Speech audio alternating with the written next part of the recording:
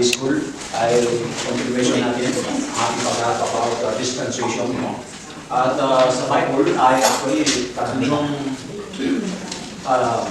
libro ay pinapagin siya yung tinatawag natin dispensation. At ay patuloy po yung tinatawag natin nagpahayag ng Panginoon o gumawa ng Panginoon sa iba-ibang panahon at iba-ibang kaparaanan upang ang tao ay siya ay bigyan ng yan ay para kausapin at lalo na yung mga naunang mga tao noon ay itong yung pahayag ng kanyang promise o covenant niya sa tao. At alam naman ninyo, ang bawat nakalipas na mga dispensation na ito, ang laging uli nito ay judgment. Laging ulit judgment.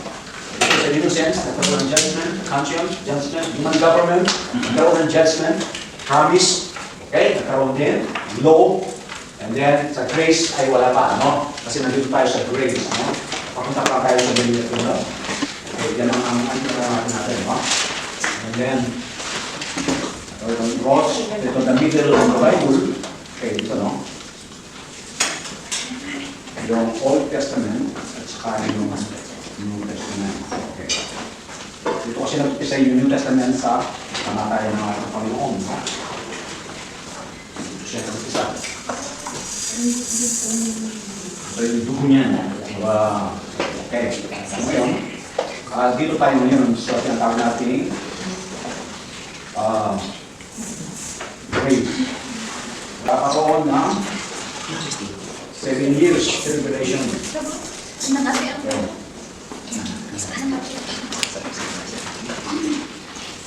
Okay, ito kasi magkakaroon ng ito. Okay, hindi ko lang kung natindihan nyo, no? After the grace, ito magkakaroon ng 7 years tribulation. Actually, yung tribulation ay hindi para sa atin ito, no? Ito ay para sa mga hindi tumanggap sa Panginoon. And then, lalo na sa Israel. Bakit kailangan dumaan ng Israel dito sa 7 years tribulation? Tinatawag nating pagsubok, no? So, discipline Israel. Hindi niya tinanggap ang kanyang Messiah. Okay? At blessing in disguise naman para sa atin, kung hindi nila tanggapin, kilalanin ang Messiah, napunta sa atin ngayon ng biyaya. Hindi tayo napunta, no? Napunta tayo sa biyaya ng Panginoon. It means grace. So ngayon, dito merong dito, dalawang division ang tribulation. Yung tribulation and great tribulation, yung pinakamatindi yun, no? Okay, dito. At pero bago yan dumating dyan, sinakaroon ng ano yan. Tinatawag natin rebellion, no? Yung magkakaroon ng, kung nalalaman nyo yung nakasulat sa 1 Timothy chapter 4, ay yung tinatawag nyo ng coldness sa mga mananampalataya. Alamig ang pananampalataya ng mga sa during that time, no? Yung mga hindi dapat para yung mga bagay na hindi dapat para sa kanila ay ginagawa nila, no? Noon, ipapabawal na yung pag-aasawa. Ipapabawal nila. Kung na kayo mag-asawa sa kanya dahil magkakaroon ng tinatawag natin parte yan ng ng mga tao noon. At iba, pati ng pananampalataya nila, nagkakaroon na sila ng iba-ibang mga kaisipan at kaalaman patungkol sa ating Panginoon. No? Okay, bago yan, tingnan natin, no? Tingnan natin. 1 Timothy chapter 4, okay. Sabi niya dito, no? Sa verse 1 ng chapter 4, sabi niya, now the Spirit expressly says that the latter time, yung latter, dito yung no? Latter time, some will be depart from their faith. Okay? Giving heed to deceiving spirit and doctrine of demons. Ito yung mangyayari ka, magkakaroon ng rebellion, no? Sa mga mananampalataya. And then, verse 2, sabi niya, speaking lies, hypocrisy, having their own conscience, seared with a hot iron. Okay. And then verse 3, forbidding to marry and commanding to abstain from food which God created to be received with thanksgiving by those who believe and know the truth. Okay. Okay, ito yung sinasabi nila, no? Kaya dito ay magkakaroon ng rejection, no? Rebellion. Even sa mga mananampalataya. Bago dumating yung tribulation. Merong maliit na agpat dito. Kasi marami, and then, pagtapos na ng tribulation, magkakaroon ng, hindi pa rin yung second coming yun. No? Dito kasi, bago matapos yung 7 years tribulation, magkakaroon ng tinatawag natin Jesus Christ appearing in heaven. Kakaroon makikita siya. Pero hindi siya bababa sa lupa. No? Kasi magkakaroon ng rapture. Rapture. In the moment of na bago matapos o bago mag-umpisa yung tribulation, rapture na yung mga believer dito. No? Yung may iwan dito, yung mga taong hindi mo naniniwala sa ating Panginoon. Kasama ng mga Israelita dito. No? And after that, after na malapit ang matapos ang 7 years tribulation, ang ating Panginoon, siya magkakaroon dito ng tinatawag natin, bababa ang Panginoon dito. Okay? Makikikira siya dito. No? And then, dito na tayo ngayon sa Millennial Kingdom. No? So yung tinatawag natin, dito na, no? Dito na tayo sa Millennial Kingdom. Okay? And dito, the 7th dispensation, the Millennial Kingdom, no, of Christ will last for 1,000 years. No? Okay. Ito yung bakit ang Panginoon ay magtatayo siya ng kaharian dito sa lupa. Dito makikita natin, Christ himself rule on earth. Para saan? Bakit kailangan niya mag-rule sa earth? Fulfill the prophecy to the Jewish nation. Pakibasa nga yung Luke chapter 1 verse 31 to 32. Luke. Siya ay magiging dakila at tatawaging anak ng kataas-taasang Diyos. Ibibigay sa kanya ng Panginoong Diyos ang trono ng kanyang amang si David. Okay. Okay. Ang sabi niya dito, no? Napakaganda sa sinabi sa Tagalog. Behold, sabi niya, they will conceive in your womb and bring forth a son, and shall call his name Jesus. Okay. 32, he will be great, will be called the Son of the Highest, and the Lord God will give him the throne of his father David. Okay. Dito siya sabi ng Father of David, ito po ay ibig sabihin, hindi naman talaga actually father ng kagaya ni Absalom, parang niya gano'n. Hindi po kayo, ibig sabihin, lineage. Okay, the lineage of David. The nine. Amen? Doon, ibibigay niya para mapulfill ito, yung pangako ng Panginoon na parang pangharian ang mga Jewish nation, no? Na yan po ay fulfillment of the prophecy. Okay, Luke chapter 1, verse 2-3. Di ba yung narinig pag sinisigaw nila yung mga tao noon? Anak ni David, no? Actually, Yes. this is not indirect na anak talagang niya sa kanyang mga sarili. Kundi ito po yung kanyang lineage, yung lahi niya, no? Okay, kasi nga, doon siya magagaling. Kaya siya yung nanggaling doon, makikita natin siya po ay patriarch. Meron siya ay patriarch o royal blood. Sila mo ay karapat dapat po sila sa trono ng sa lupa o sa ating sa kalangitan. Kasi mga born-again lamang na nagkaroon ng glorified body, kung yan ay titignan natin sa 1 Corinthians chapter 15, magkakaroon tayo ng glorification. And then ganyan din sa 1 Thessalonians chapter 4. No? Tingnan muna natin yung Isaiah chapter 35. Okay? Verse 8 to 10. Diba sa sunod na nakikita? Ang mga bulag ay makakakita at makakarinig ang mga bingig. Ang mga pilay ay ulundan na parang usapan. Aalit sa galak ang mga pipi. Mula sa kaparangan ay aagos ang tubig at dadaloy sa disyerto ang mga batis. Ang nakakapasang buhaminan ay magiging isang lawa. Sa tigang na lupa ay bubukal ang tubig. Ang mga dating tirahan ng mga asong bukal ay tutubuan ng tambo at talangin. Magkakaroon ng isang maluwang na lansangan na tatawaging landas ng kabanalan. Sa landas na ito ay hindi makakaraan. Okay. Ang mga makasalanan at mga hangal. Walang leon o mabangis na hayop na makakapasok doon. Ito ay para lamang sa mga tinubos. Babalik sa Jerusalem ang mga tinubos ni Yahweh na masiglang umaawit ng pagpupuri. Paghaharian sila ng kaligayahan, ang lungkot at dalamhati ay mapapalitan ng tuwa at galak magpakailanman. Amen. Tingnan po ninyo dito sa verse 9, maliwanag sa sinasabi niya, no? Sabi niya, doon sa panahon ng ating Panginoon, wala yung kasamaan kasi dito, represent po yung mga lion dito, no? Sabi niya dito, there's no lion. Okay, sabi niya, a highway shall be there, and a road that shall be called the highway of holiness, no? And the unclean shall not pass over it. Walang makakapasok sa kaharian ng Panginoon sa Millennial Kingdom na meron pong tinatawag natin they call this beacon. No? ito pong lahat ay babaguhin ng Panginoon. But it shall be for others whoever walk that road, although a fool shall not go astray.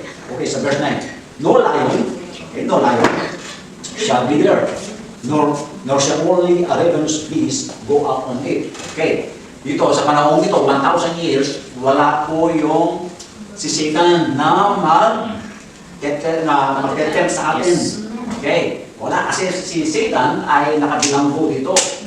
Binilanggo po siya ng Panginoon ng 1,000 years. Oh. And then, sabi niya, it shall not be found there, but the redeemed shall walk there. Sino po yung na-redeem? Tayo po yung mga na-redeem. By the blood of Jesus Christ, they called born again. Okay, mga redeemed. Tayo tinubos sa dugo ng ating Panginoon. Okay, kailangan pong makakapasok, no? At, and then, dito sa Millennial Kingdom, hindi lang tayo mga born again ang makakapag-enter. No? Yung po tinatawag natin mga and the righteous survivor of the 7 years tribulation. Kasi meron tinatawag natin the eros of tribulation, no? Okay, Revelation sabi niya, Revelation 20 verse 4. Okay, ipag-ibasa natin ang Revelation verse 4. And I saw thrones, and they sat upon them, and judgment was given unto them. And I saw the souls of them that were beheaded for the witness of Jesus, and for the word of God, and which had not worshipped the beast, neither his image, neither had received his mark upon their foreheads or in their hands. And they lived and reigned with Christ 1,000 years. Okay, maliwanag po yun. Kasama po sila mag-reign 1,000 years. Ito binagit nila dito 1,000 years. Millennial is 1,000. Kaya dito tayo ay makakasama natin yung mga nag-survive. Alam mo niyo, sa panahon ng Great Tribulation, meron din mag-survive. Okay, bagamat wala na dito, di na nag-stay yung Banal na Espiritu noon. Ang Banal na Espiritu, according to 2 Thessalonians chapter 2, yan ay aalis na. Ang Banal na Espiritu, according to the 2 Thessalonians chapter 2, is the restrainer. Or maybe the church is the restrainer. Ibig sabihin, pumipigil yan, no, sa pagdating po ng Antichrist. Actually, the Antichrist is already here. Nandito na siya. Pero dahil nandito yung Banal na Espiritu, hindi siya makagalaw because of the power of the Spirit. No? Kaya, tingnan natin sa Thessalonians, chapter 2.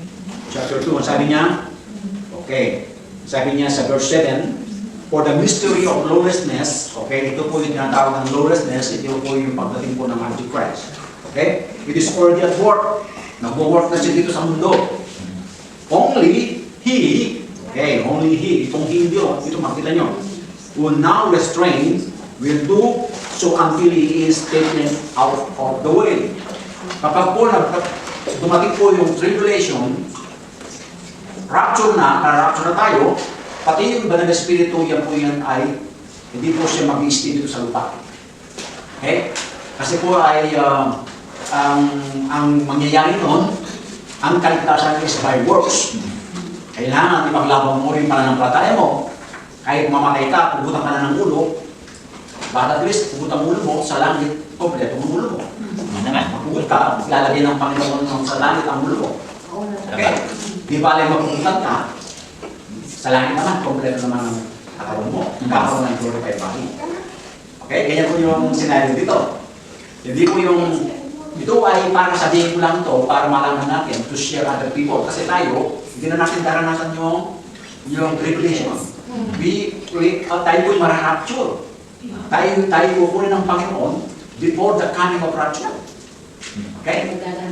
Common sense lang. Isang magulang na kanyang mga anak ay hindi tayo po'y tinubos tayo sa dugo ng Panginoon. Ngayon, ibig bang sabihin, pag tinubos tayo, ipapadaan pa tayo doon sa pagsulok na yan. Hindi na. Our Father is a loving Father.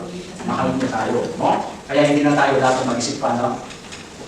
Pag sabihin natin, by faith we are saved. No? Magkakaroon ng rapture. Rapture tayo. Oh. Kasi pagkakaroon pa naman ito. Kaya ito ay i-explain natin para ito ay i-explain natin sa mga tao. No? Magkakaroon ng rapture, ang natitira dyan ay talagang paglalaruan sila ng Satan.